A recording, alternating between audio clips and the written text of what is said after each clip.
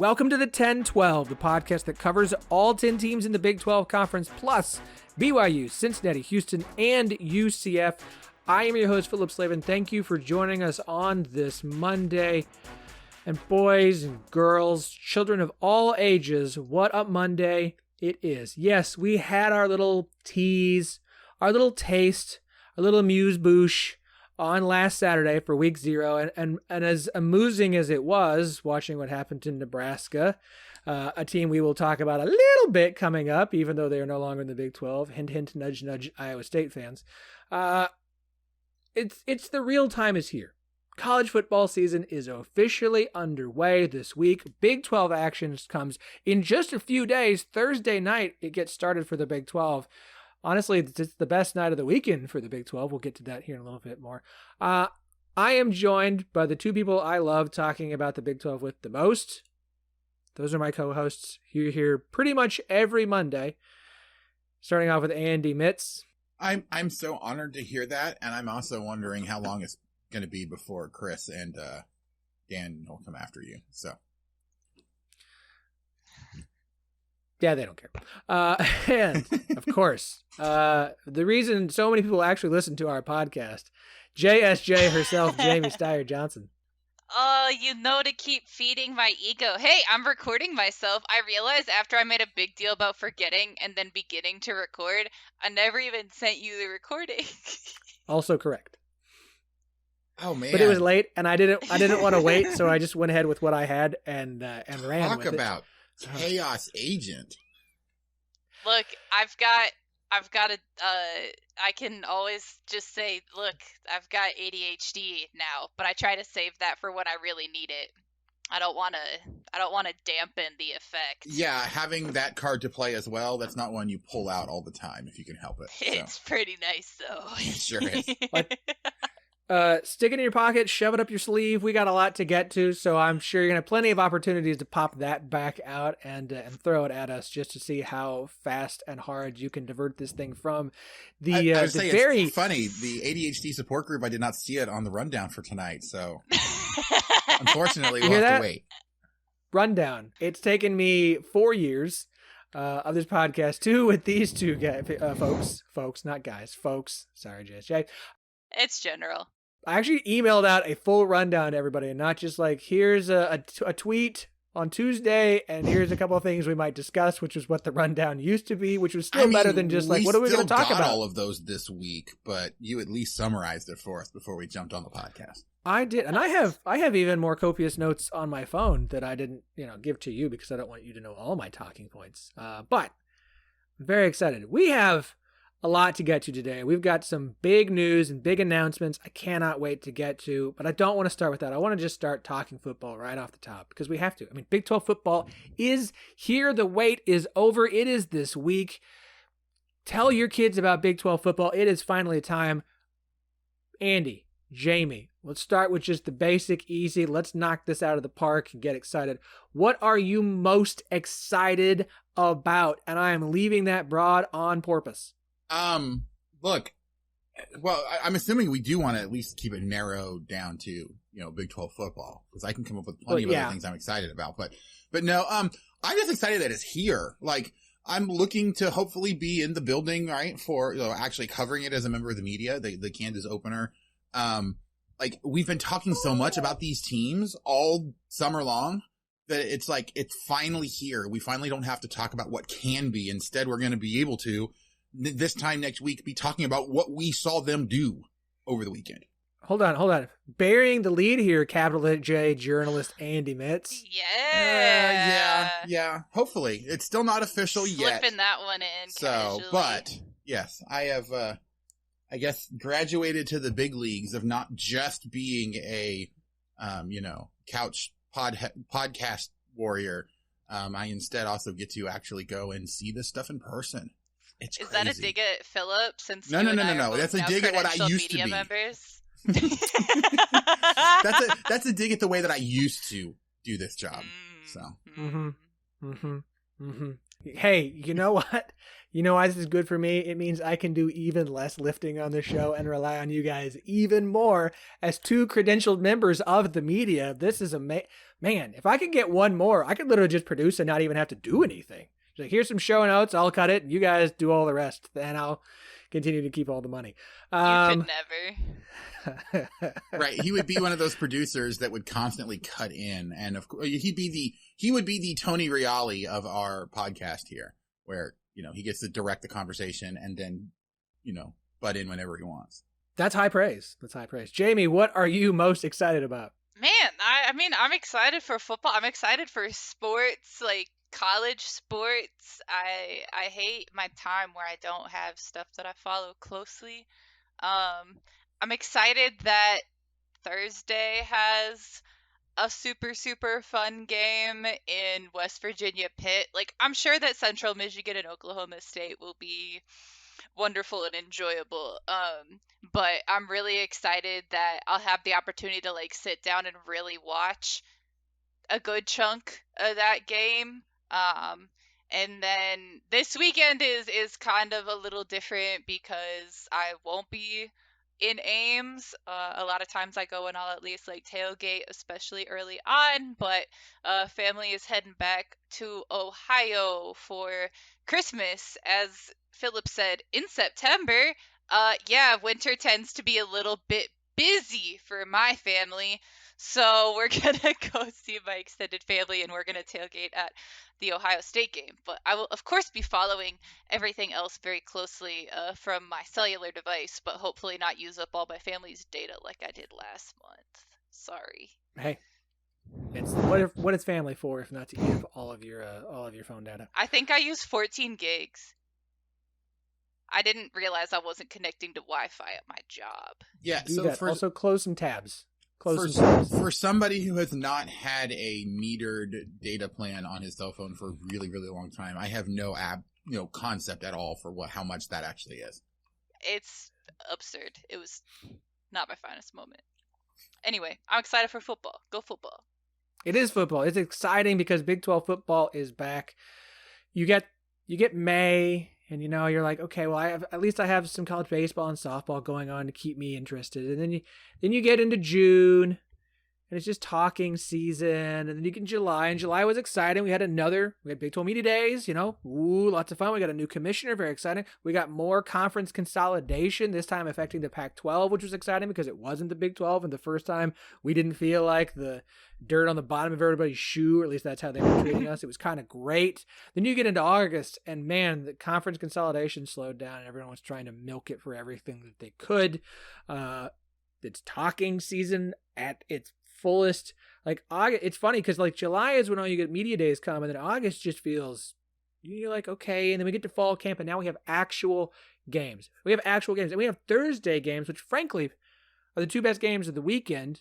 I mean, I know TCU is traveling to Colorado, and it is a P5 on P5 matchup, and it is certainly exciting. But for one, you get the Backyard Brawl, which is arguably the best game this weekend. You can make a case for Florida, Utah. You can make a case for, I guess, LSU, Florida State. I know there's some other big games. The Backyard Brawl, which has not been played in 10 years, is back, and we get to enjoy it for the first time with West Virginia as part of the Big 12. This game has not been played since they joined the Big 12 conference. That's kind of fun. Like, I'm excited for it.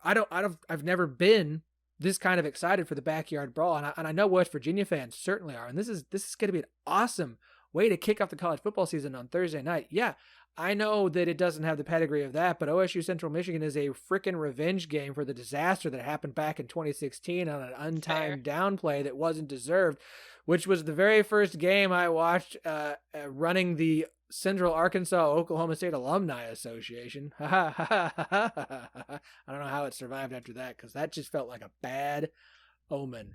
That was a bad omen. So I'm thrilled for Thursday. We get TCU Colorado on Friday, and then we have Saturday. And look, I have said I don't love the Saturday lineup because of all the FCS and two games that you're not entirely sure whether or not FCS. We're still going to talk about those games because they deserve to be talked about. So very excited for this coming week. Very excited. A lot of things to be excited for, as I mentioned. One of those is a huge announcement here for the 10-12 network. We have two things I want to announce today. One is in part because of the other. We're going to start off with this, the 10-12 Network, podcast network that covers the Big 12 Conference, team-specific shows, and a basketball show, of which we're still looking for a new host or hostess for. If you are interested in that, let us know.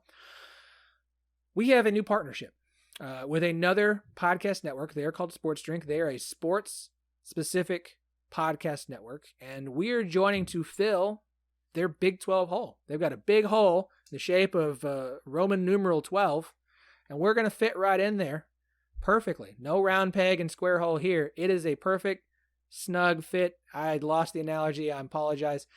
Sports Drink is fantastic. They have a fantastic collection of shows, and which is a big part of why we're doing this partnership, is to help continue to grow this network and find new opportunities to get the word out about every show on this 10-12 network that we have created, get some little help on the back end with advertisers, and just continue to find ways that we can grow what we're building here. Part of that partnership, and one of the biggest reasons that I agreed to do it, is, folks, it's time to add another one to the list. We're adding a new podcast. And to do that, Sports Drink partnership was something that we needed to do to make this happen, because this is a show I have long wanted in the network. It is the reason that we have not added a Kansas State show up to this point, because even the idea of this being a possibility has been out there for months and months and months, and now it is a reality. Boys and girls, Bosco's Boys is now a part of the 10-12 network. They are now the official Kansas State show for us. We have locked down Scott Wildcat. We have locked down Bosco's Boys. I could not be more excited to have them as part of the network. We get to share them with Sports Drink. We are all part of Sports Drink, and Bosco's Boys is now part of the 10-12 network. Andy, I know you're excited as someone who likes to get into Twitter spats with old Scott. And I know it's all in good fun. I know it's all good fun. I don't know if like to get into those spats would be the right word for it. It's definitely entertaining. I think it's much more entertaining for everybody outside of it. I mean, I enjoy it. Yeah, exactly. So, no, look, Scott does great work, and I agree. Like, there is not, like, when you and I were sitting down to start, right, this network, our immediate, like, first thing we did was we put together our, wish list of, this is the top 2 or 3 podcasts and for each of the schools, that we need to fill one for. Let's go and get one of those. And partly because there's just not a lot of other K-State podcasts, but also because of just how great the Bosco's Boys is. That was like the one on the list. So we are so happy to be able to have them on the network now. And this partnership with Sports Drink is going to be fantastic. They have a very similar sort of mission for how they want to do it. But to be completely honest, they're a whole lot bigger. They have this a little bit more streamlined than we do, which helps to, on the back end to help get a lot of that work, I guess, done better and done quicker so that we can focus on what we do, which is talk about the Big 12. We've had Scott on the show before. I know, Andy, you just had Scott on your show for your Kansas State preview, so everybody go check that out at Rock Chalk Podcast. You can still find all of our shows at 1012network.com, TEN, the number 12, the word network.com. But you also going to be able to find us and everything else that's available at Sports Drink at sportsdrink.org, sportsdrink.org. Check out all of their shows. That now includes the 10-12 network of shows and the partnership that we have put together. I am thrilled about this. And you're right. Bosco's Boys, there's a reason we've waited on Kansas State, because even the idea that this was going to be a possibility, then we have waited. I had another one or two in mind if this wasn't going to work out, but it was worth waiting on to, as I've said, we're going to have one show per school. I want to get what I think is the best show for each school, or at least the best hosts possible, whether that's starting one from scratch or finding one that's established. I don't think we could have done better than Bosco's Boys. I don't think most Kansas State fans will argue with that. There are other good Kansas State podcasts, but this is the one that we have wanted and had circled, and it's happening.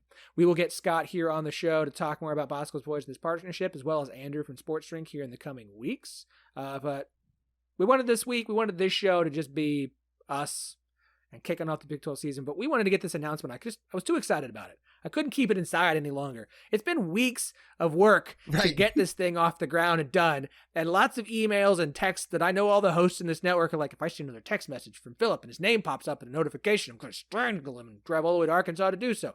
But I love all of you. You are all like my beautiful little children with all your amazing little podcasts that you run. It is fantastic. 1012network.com, sportsdrink.org, O-R-G. Go and check out both. Make sure that you have bookmarked both so you never forget where they are, and you can check out every show in both networks. And hey, go check out Sports Drink. They might have a show for other teams, professional teams that you're a fan of and want to go and listen to. Maybe they're already the podcast network for a show that you're listening to and enjoying, and now you can know more about them. So, well, and if you go to the Sports Drink website, you'll see they've got a little tagline. It says Sports Drink features 70 plus podcasts from hometown heroes, comedians, professional athletes, and anyone in between. And I mean, I know I personally feel like I fit into multiple of those categories. So I'm just glad that we have made this partnership specifically for myself. I'm just glad to know that I at least fit into the in-between. Does improv count as comedians? I mean, I did stand up too. Oh, well, never mind. There we go. Gosh, all right. Phillip. I was a legitimate question. I got paid to do stand up. Improv was a hobby. I've gotten paid to do stand, and I will again. I've got a professional stand up comedian and 2 capital J journalists on this podcast. Man, I am moving up in the world. I don't know how I've managed to rope you 2 into this insanity every week. As we work to continue to cover the new schools coming into the Big 12 next year, which you're going to do more this season, as we've talked about, we'll be picking for the 4 incoming schools this year on our picks episodes every Thursday. This week it'll be on Wednesday, so you have time to listen before the games kick off on Thursday. We're going to continue to work to do so. Now, we have brought in our UCF show, Sons of UCF. They are fantastic. We brought in our Houston show, Scott and Holman podcast. They are fantastic. But I need you guys to understand, as we work to cover the 4 newcomers more this season, we ask everyone to be patient with us. We are learning about you as much as you are learning about us. So if you're a Cincinnati, BYU, Houston, or UCF fan who is listening to the show, do me a favor. If we get something wrong, don't just hate us. How could you call us the Golden Knights? I know you're not the Golden Knights, but you know what?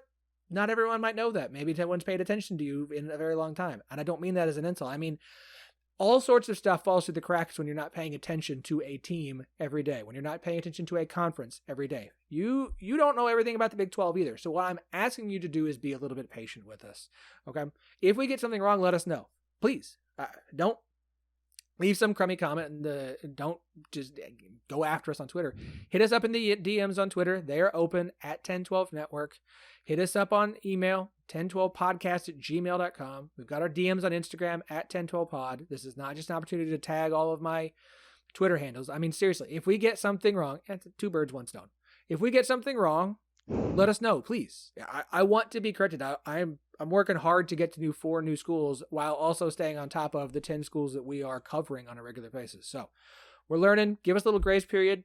Come and chat too. Like, hey, if I get something wrong, you just want to be like, hey man, you need to know this about UCF, or you need to know this about Cincinnati. I want to know. I want to know everything I can, because we got 4 new teams coming in, and I want to know all about them now. I don't want to wait till 2023. There's no and kind of to that point, like, the reason that it's very difficult to go to national, media people and get fantastic coverage about your team is because there are way too many teams for them to be able to do that individually for every single team. So that's also why all of our podcast hosts are like dedicated to the actual team that they're talking about.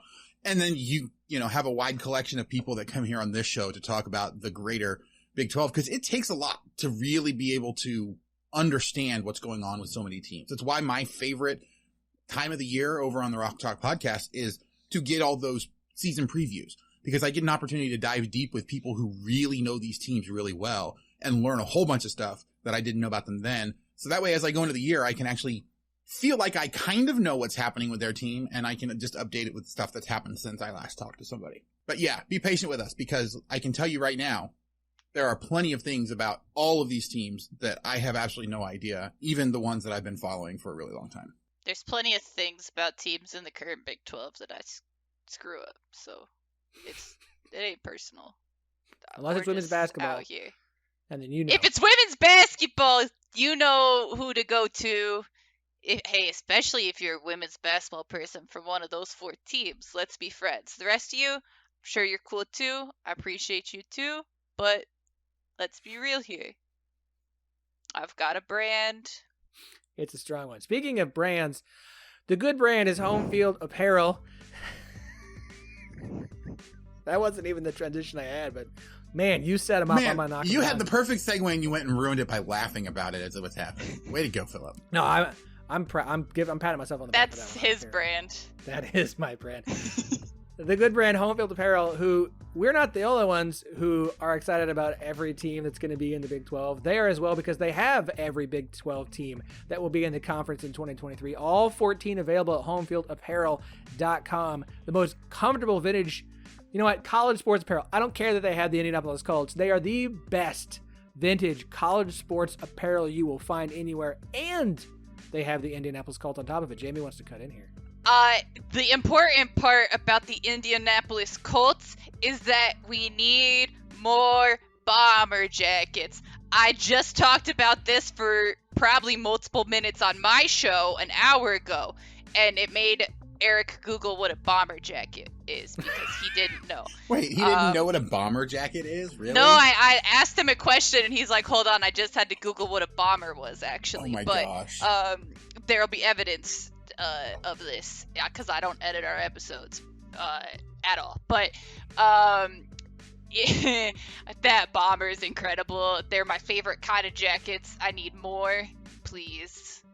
I saw the picture on Twitter of somebody wearing it, and looking at it on the website.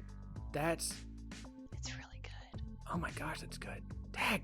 Yeah, we need like a Big 12 conference bomber jacket, maybe. Ooh, I'm gonna reach out to Whitney over there and see what I can try and finagle. Just maybe like the inside lined with like horns down. Yeah, but anyways, that probably has to wait for the 2025 edition. Sorry. That's fine. I'll wait. Homefieldapparel.com is where you can stock up for the college football season and be rocking the most comfortable vintage college sports apparel you will find anywhere. You don't want to be left out. Make sure and use the promo code NETWORK12, NETWORK12 for 15% off your first order. All right. If you haven't shopped there yet, now is the absolute time. The season is here, and you don't want to be the one guy at the bar, the one gal at the bar, when everyone else is rocking home field. And no offense to Nike, but you just got the cool Nike swoosh t-shirt with the logo on it. Look, I've got one too. It's fine. But I'm going to rock home field at the bar. I'm going to have home field shirt. It's week one. It's week one. And you know what? Let's talk about this. We're going to have a shirt of the week every week. Shirt of the week every week. You guys decide what it is. I will post it on Twitter on, what do you guys think, Monday? Monday sounds good. I like planning things live on the podcast because I didn't actually do it beforehand, because I've spent all weekend at IKEA in Memphis and then subsequently building furniture in my house for my newborn, the baby's new nursery. A lot of moving parts in this house. Anyways, yeah, that's the end of the ad read. Let's just go with this. Network 12. NETWORK 12, 50% off your first order. But shirt of the week. Let's post it on Mondays. I will give you 3 options from what's in my collection, and you decide what I'm going to wear on Saturday while we all watch college football. Yes, that means I might on a college football Saturday not be wearing Oklahoma State. We'll see.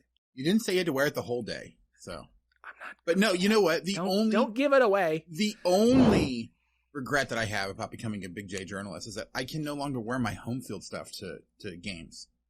Because you can't wear team stuff, because then people think you're actually part of the team. Yeah. So, but you know what? I would be more than happy, except for when it's still super hot in the first few weeks of the season, to wear my home field underneath whatever I can actually wear on the outside. So it's all great stuff. It's definitely worth it. You could just get the tie-dye home field Magic Oh, it's sold out.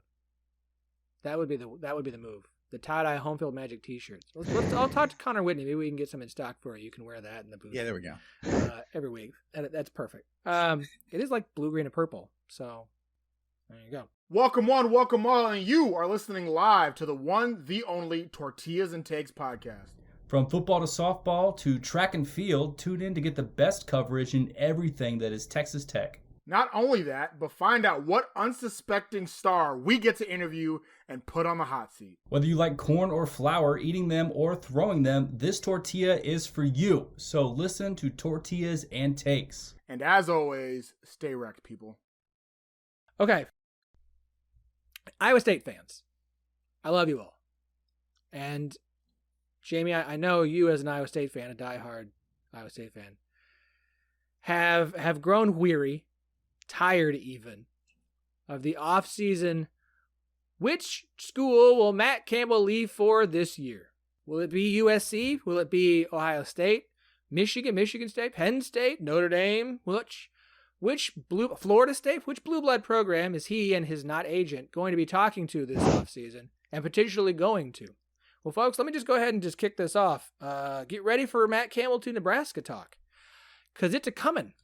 And look, I heard it just whispered a bit over the summer. Someone just kind of brought it up, like, if Nebraska moves on, yada, yada, yada, yada. It's going to come. It's coming now, because, look, Nebraska went to Ireland and lost to Northwestern in a game they were a 12.5-point favorite. Scott Frost is probably not going to make it after this season. The golden boy, the golden child, the perfect hire ain't going to work out. And Nebraska's going to be searching for a new head coach. And if you think Matt Campbell's name isn't going to get brought up over and over again, it's going to happen. I wouldn't shock me if it was already happening this week. So just prepare yourselves, because this is coming. And I'm going to say this right now. Nebraska in 2022 is Iowa State with Big Ten money. That's the difference. At best. I was going to say, I think you're giving Nebraska a lot more credit than you probably should. No. Look, the reality of it is, and if Iowa State fans, well, we win more games. No, you win more games with Matt Campbell. Let's not confuse the two. Iowa State as a job and Nebraska as a job are about an equal job. The biggest difference is that Nebraska has Big Ten money, and it's a lot of money, folks. That's a big old bag of cash.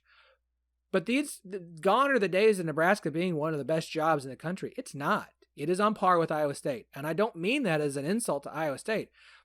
Nebraska's still a solid job, but it's not better than Iowa State anymore, outside of you're going to get a whole lot of money. And I would argue it is harder at Nebraska. It's going to be harder at Nebraska to win at the level that you possibly can at Iowa State. Iowa State provides an easier path, and that's not a shot at the Big 12. That's just the reality, especially with Oklahoma and Texas leaving. There's no Ohio State, there's no Michigan, there's no Michigan State, there's no Penn State in your way. Even if in the easier division, they can't get over the hump of Wisconsin or Iowa. If Matt Campbell went to Nebraska, Nebraska would be popping into Big 12 championship games now and then. Nebraska ain't doing it now. Iowa State is Nebraska Nebraska is Iowa State with Big Ten money. That's it. Well, and if that were enough incentive, he wouldn't be here right now. So it's just going to be another round of people who either have wishful thinking or don't know what they're talking about, spouting off about stupid stuff, and we all are forced to read it with our eyeballs until they move on. Yeah, I mean, it's kind of one of those things. I think you're giving Nebraska way too much credit, because I think the fact that the fan base is the way that they are makes it worse. Like, it's not you even... ain't getting fired at Iowa State for winning 70% of your games. Yeah, I mean, look, I mean, Nebraska firing Frank Solich after he went, 10-2? I think that's what the record was, or maybe it was 10-3 with a bowl win or something like that. Like, that is the epitome. That is like the highest example that you can give of a fan base that has completely unrealistic expectations and looks at something that is really good and decides it's not quite good enough for us because we think we're better than everybody else, and shooting themselves in the foot and, spiraling their program down for quite a long time. In fact, I would say that they still haven't recovered from that. So, like, Nebraska is a fan base, the way that they think of themselves way too highly compared to where they actually are in the college football hierarchy. And like Iowa State, I mean, they have been all the way down and still remember, like, from what I understand, at least, most of the Iowa State fans that I talk to still remember those days where they were not a very good team and the program was like, what the heck are we even doing? And the fact that Matt Campbell got that turned around the way he did, and this team is where it's at, like, that is a huge credit to what Matt Campbell is doing. And it's also a huge credit to the kind of coach he is, but it takes a very special situation for what Matt Campbell and what he said he wants to be and where he wants to be. That's why it's so funny every time someone talks about, oh, it's Matt Campbell to whatever this job. Like, he needs to be one of the front runners. One, I don't think that he thinks about these jobs the same way that most fans think every single coach does. And two, I think most administrators are very aware of what his requirements are and the way that he likes to coach his teams, and the fact that he doesn't care that they can throw a whole bunch more money at him. If he doesn't enjoy the situation he's in, he's made that very clear. He's not going to jump for a job to get a whole bunch of money if he does not have the kind of non-tangible perks that you have at a place like Iowa State, where he can do what he wants to do the way that he wants to do it and not get nearly as much pushback as he would at most of these other places.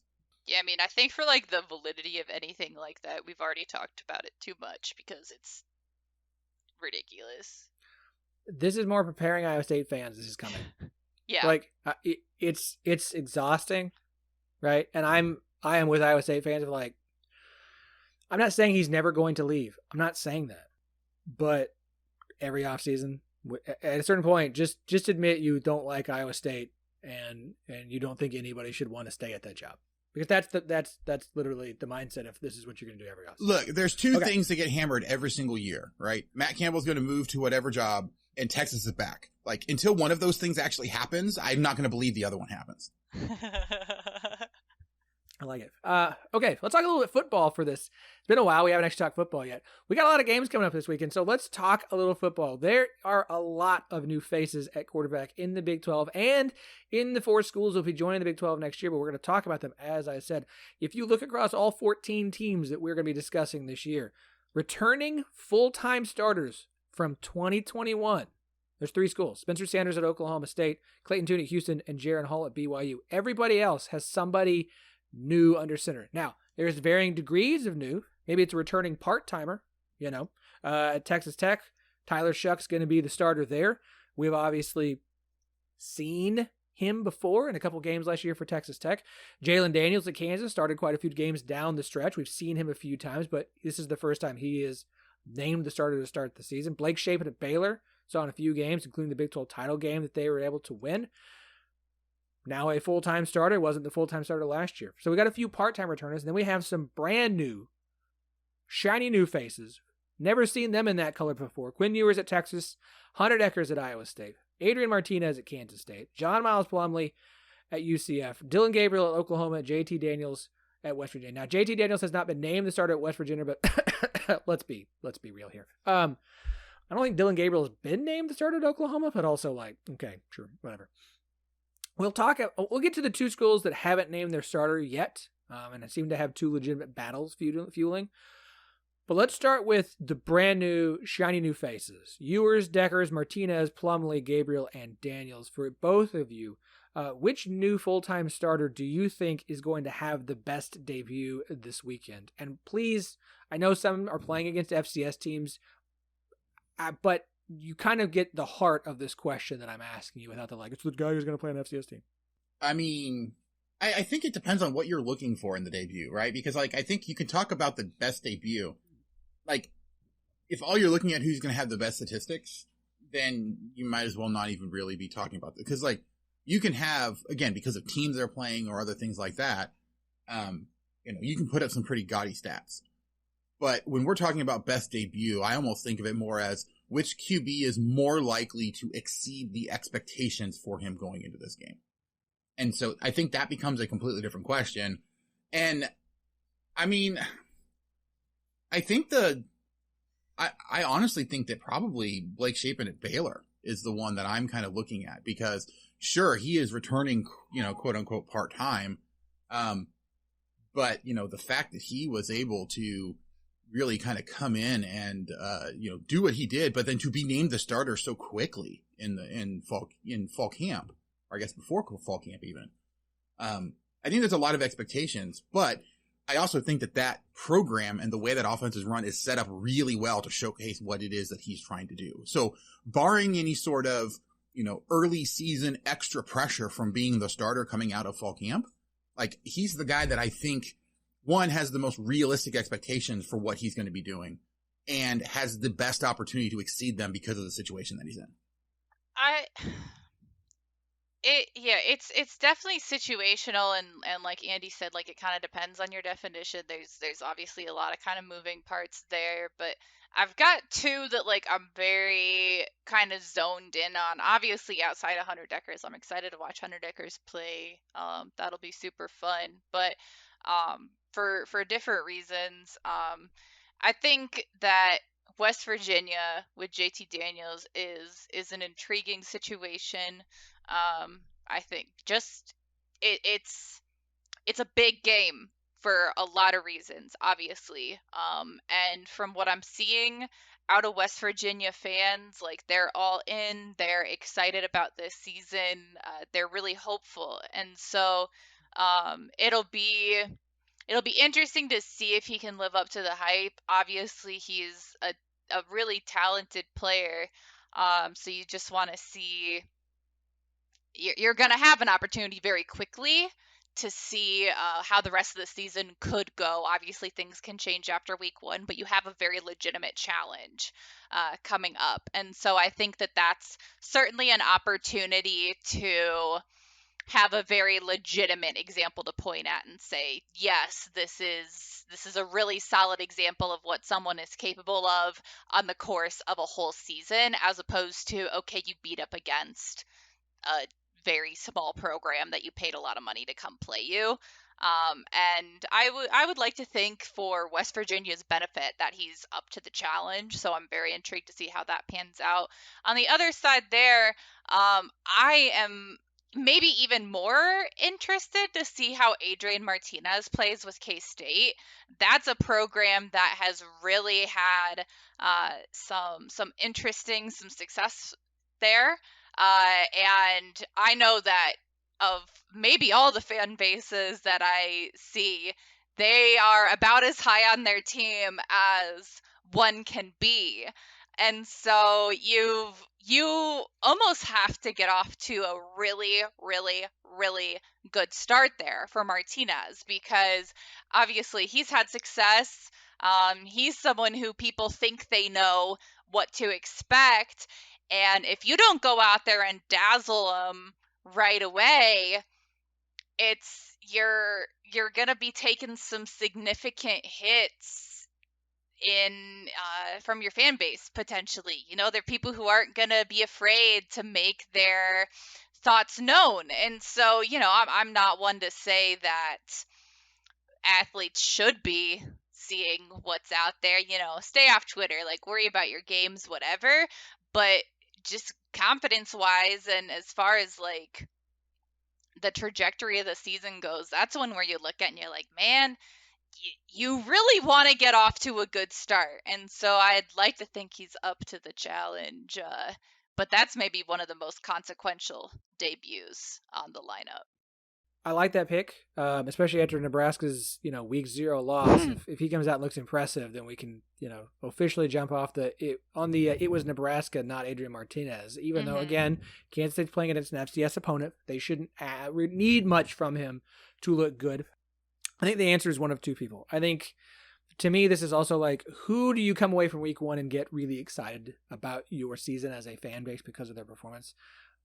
I think Dillon Gabriel is one, and look, we can talk about the quality of opponent, but they are playing an FBS opponent in UTEP.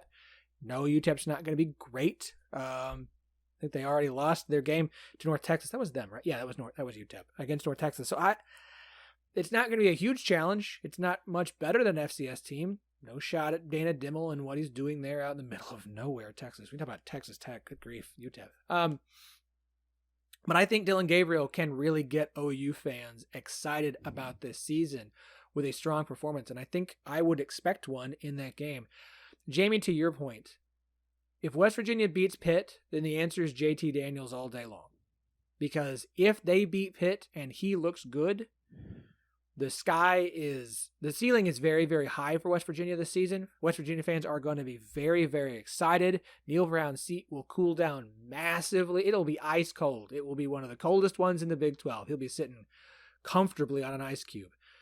If West Virginia beats Pitt, and if you have not listened to previous shows, I already have my pick in, and I'm putting money on it before Thursday. On the only betting app that actually works in the state of Arkansas. Shout out to Bet Saracen. Not a sponsor, but just saying. I got $10 down on this game because I've got $10 to roll over for 4 straight games where I think West Virginia starts 4-0. Yeah. Sorry, Andy.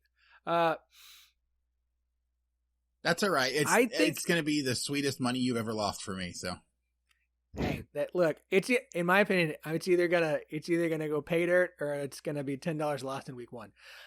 If West Virginia beats Pitt, then it's Jalen Daniels. It's JT Daniels. It just is, not Jalen Daniels. Very different Daniels. I would say that's a nice Freudian slip there. Thanks, Phillip.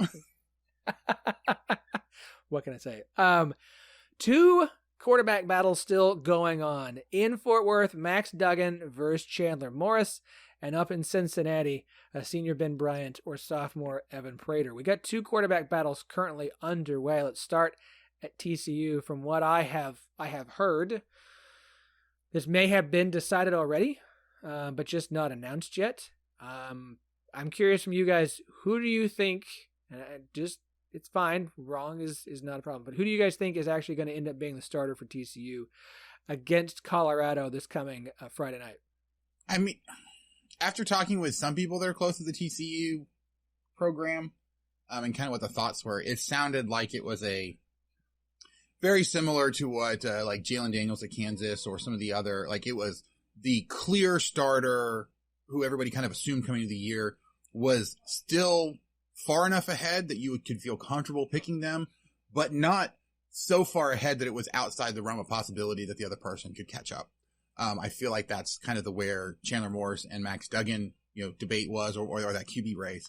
I still think that Duggan has the inside track from, I still do follow a decent amount of TCU stuff because I don't want to look like a complete jerk here and not actually pay attention to them. But, Frogs Today, where good friend of the network, Melissa Drewasser, is right now, like everything that I've seen from them, the consensus seems to be that Max Duggan is kind of still the guy. But like you said, it's not official yet.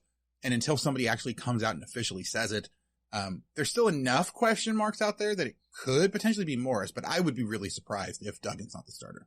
Yeah, I mean, I think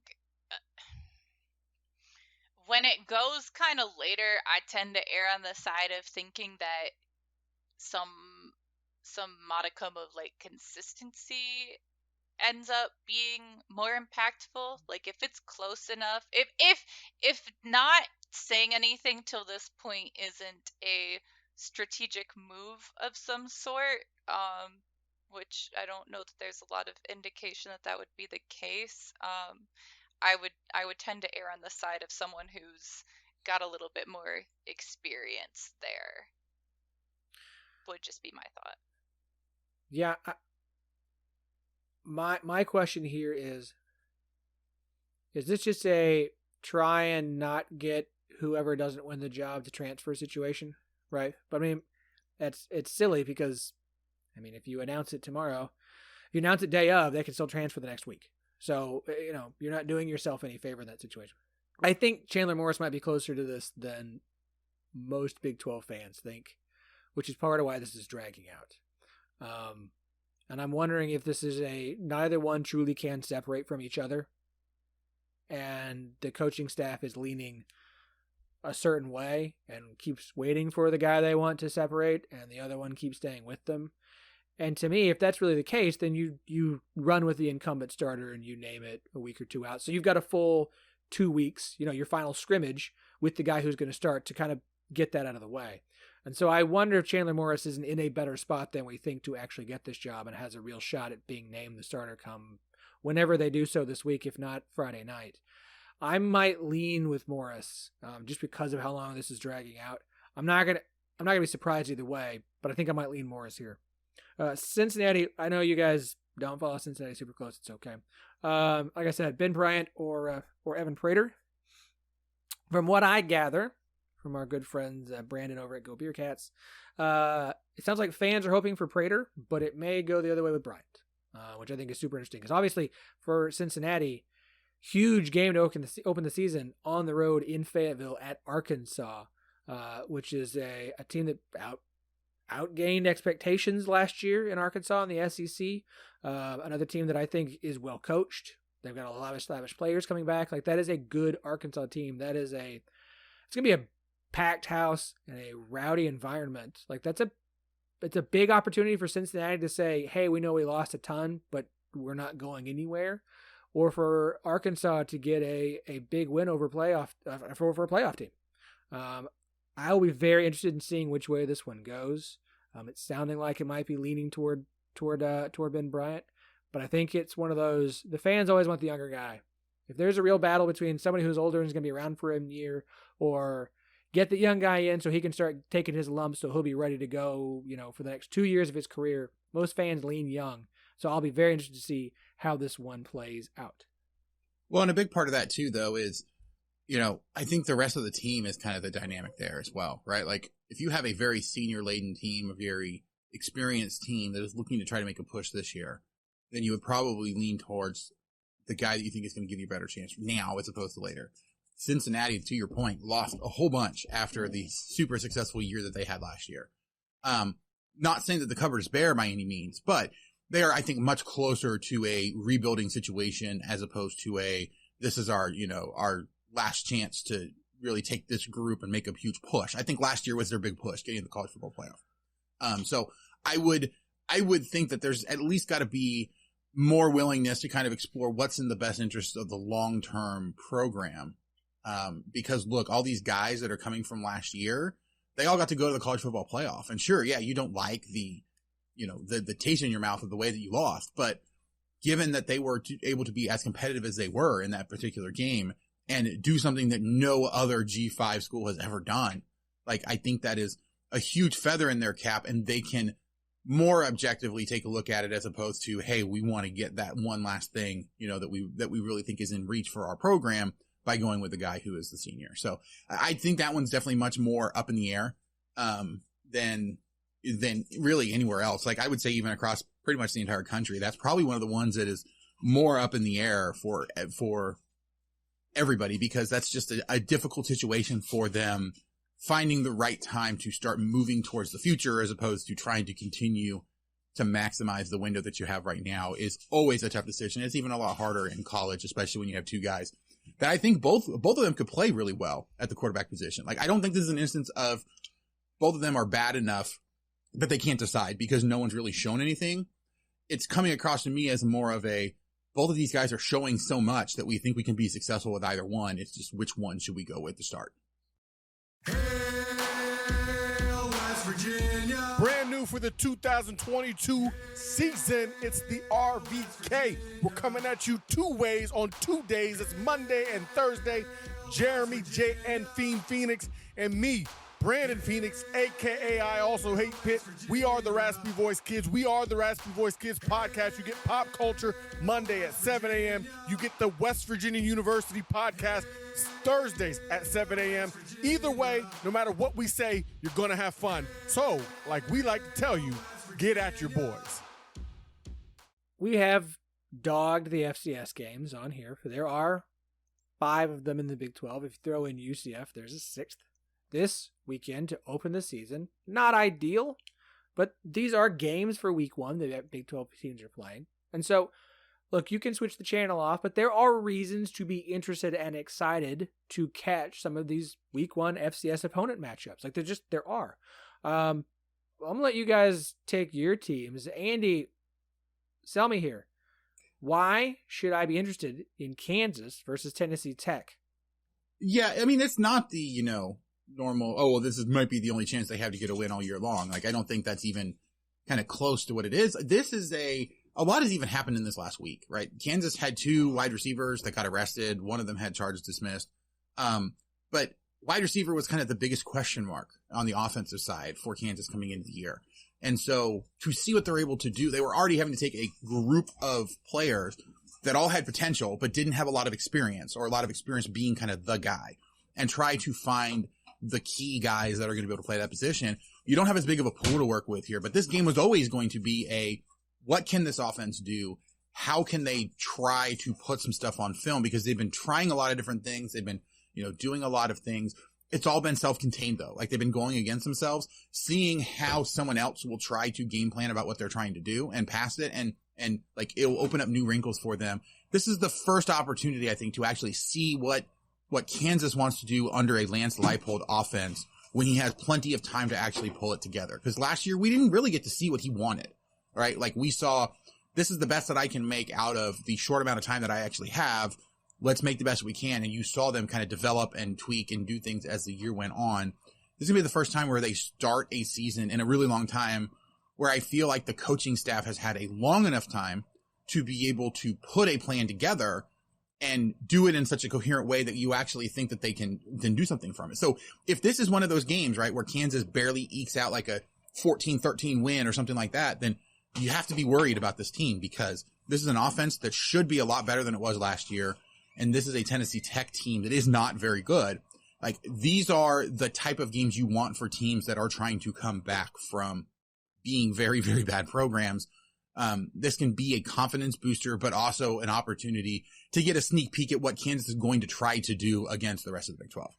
Yeah, I agreed. Kansas coming out and having a big win would be big for Kansas. It'd be huge for them. Jamie, Iowa State opening the season against Southeast Missouri State.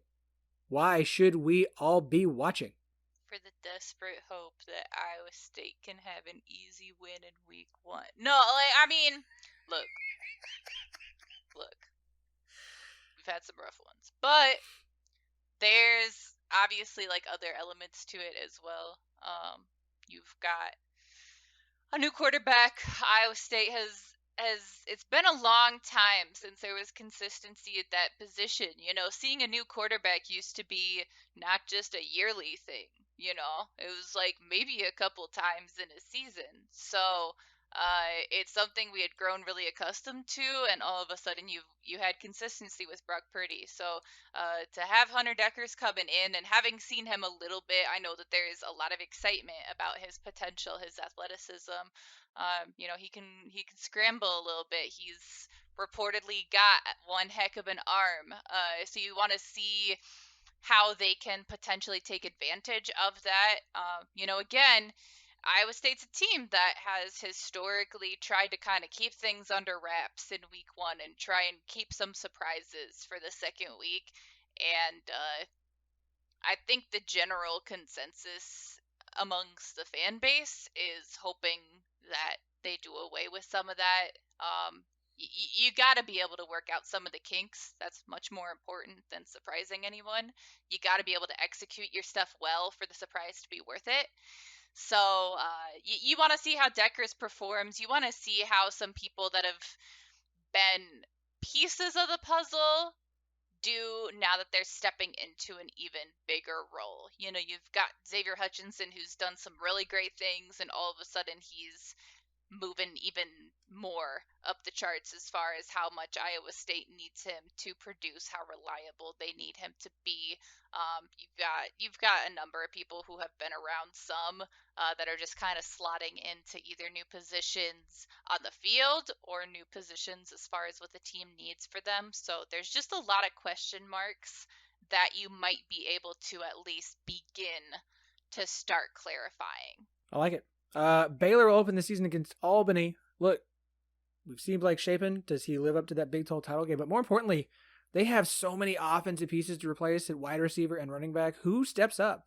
Who is going to get the most targets? Who's going to get the most carries? Is it going to be split? Again, I know it's an FCS team, but I'm excited to see who the names are as far as weapons for this Big 12 offense. We know what the defensive line is going to be. The offensive line is going to be great. Blake Shapen should be solid. I'm excited to see him, but who are going to be the wide receivers and running backs that step for a Baylor team to try and get back to the Big 12 title game? I'm excited to see that.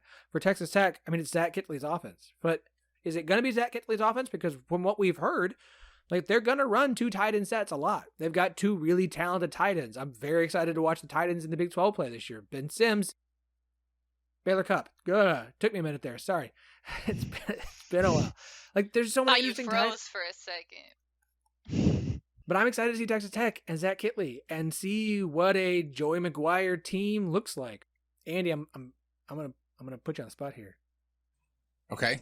Why should we watch Kansas State versus South Dakota? So you can see if I'm as wrong as a lot of people seem to think that I am.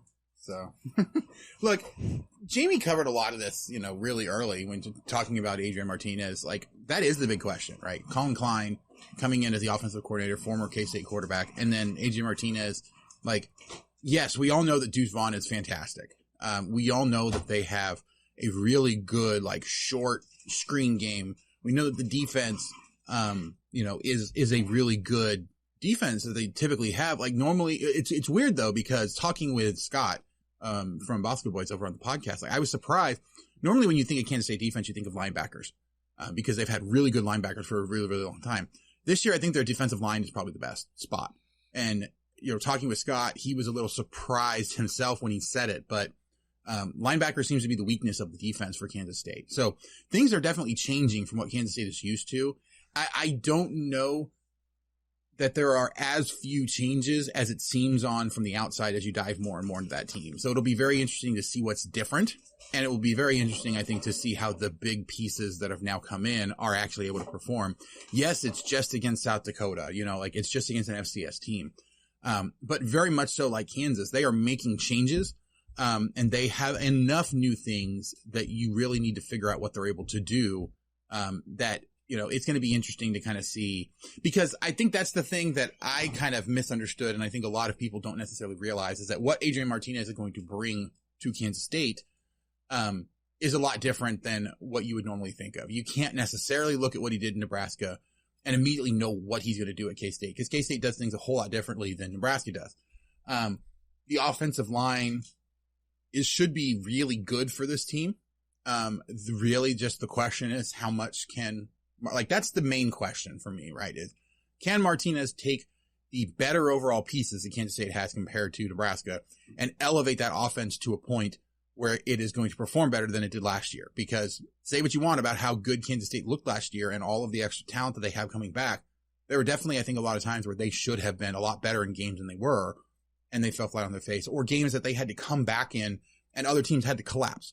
So I want to see from Kansas State, for me to actually buy into Kansas State being a really good team this year.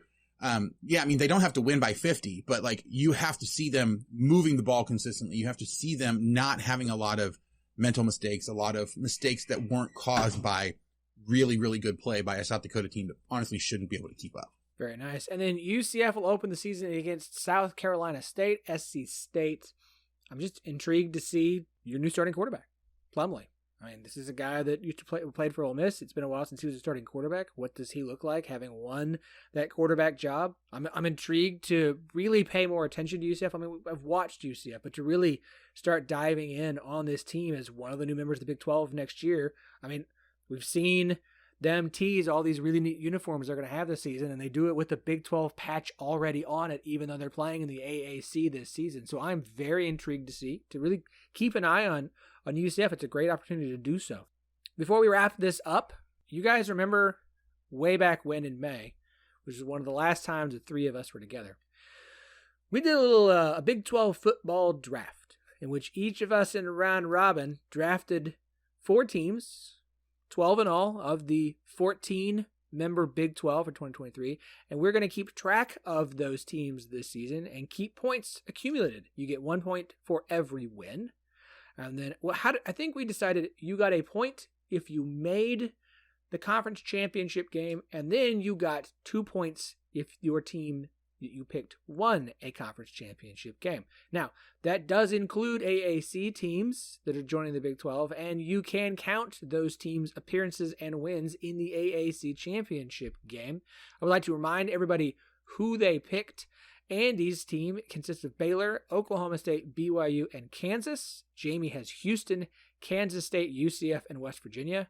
And I have Oklahoma, Cincinnati, Texas, and Iowa State. These are the 4 teams that each of us will be keeping track of all season long to keep our point total. This is our little, let's call it our Monday show, competition. So it's all we have our picks with Daniel and Chris, and we track who has the best record in the season. This is how we're going to do it with the two of you. Now that you've had some time away, it's been a while since we did this draft, where the season is finally here. How do you feel about your 4 teams that you have together to keep track of the season? I already forgot half of them. Yeah, exactly. I stand by it. No, it's funny. I just read them too. I remember who I have now, thanks to Phillip. And I had to think about it for a second. Point you to the top of our show. Oh my god. Jamie saved her ADD till the very end. Why did you use the card now, Jamie? Come on. But no. That's a power move. It's kind of funny because the more I think about it, the more I'm wondering what I was thinking going with a team in BYU that has no potential for a conference championship appearance or win. I think I might have 4 championship teams. Ooh, that's a very big claim there. But no, I mean, you could. Like, literally, I could.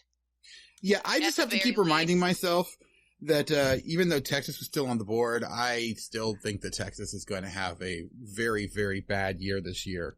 And so at least I have to keep telling myself that to justify why I didn't take Texas with that pick instead of BYU. So Yeah, it'll be interesting. I as I'm finding with most things that are, fantasy draft type related, I'm probably not that great at them. So I'm just glad I was doing it for fun.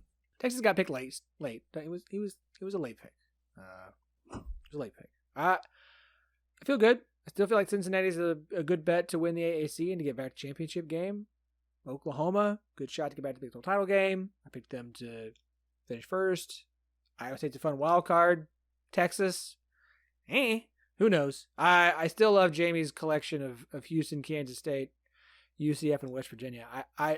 Andy, I feel like you and I are going to be battling for second. I'm not going to say all 4 teams in a championship game, but theoretically. That's all right. Realistic possibility. It is JSJ. It is a very real possibility. She does have a very, I guess, inflated sense of confidence for a sport that she, as self-admittedly, does not follow very much. Yes. This is gonna be a fun season. Because I win no matter what. Because if I don't do well, I don't care. If I do well, you will never hear the end of it. You buttons are your friend. I would expect no less from JSJ himself. All right, this has been the 10-12 podcast. I am Phillip Slavin. As they are always here, Andy Mitz. You can find him at AndyMitz12. And, of course, check out the Rock Chalk podcast, our Kansas show here on the 10-12 network. That other voice, the amazing chaos agent, ADD Energy herself, Jamie Steyer Johnson, JSJ. Also the co-host with her brother, Eric, of the Cyclone Family podcast. It's all family there. That show is up and running. You can go check it out. It will now have 2 new episodes available for you. It is part of the 10-12 network. And you can find Jamie on Twitter at JSteys, JSTEYZ. There you go. Oh, yes. Out of practice, but I still pulled it out of the air. Of course, you can follow us on Twitter at 1012 Network, TEN, the number 12, the word network. On Instagram at 1012pod, where we post exclusive content. Email me if you got any thoughts, questions, anything. If you want to leave us a review on social medias, well, not social media. If you want to leave us a review on Apple, where iTunes, where the most reviews go. Yeah, I know. Okay. Social medias? What is medias? Plural media. Would you prefer medii? Is that how you pronounce it? I don't know. Is media plural like moose? Yes. This is devolving quickly. It sure is. That's coming from me. Hey, at least we saved it till the end of the show and not a quarter of the way through. I lost the train again. Leave us a review, screenshot it, send it to me. I'll send you a koozie and a sticker from 1012 Network. Go check out 1012 Network. Go check out Sports Drink. Go check out every show on the network, 1012network.com. Bosco's boys, welcome to this insane collection of individuals that you have now agreed to become a part of, Scott. We will be back on Wednesday with our picks episode early this week so that you have plenty of time to listen to them and then ignore them before games kick off on Thursday.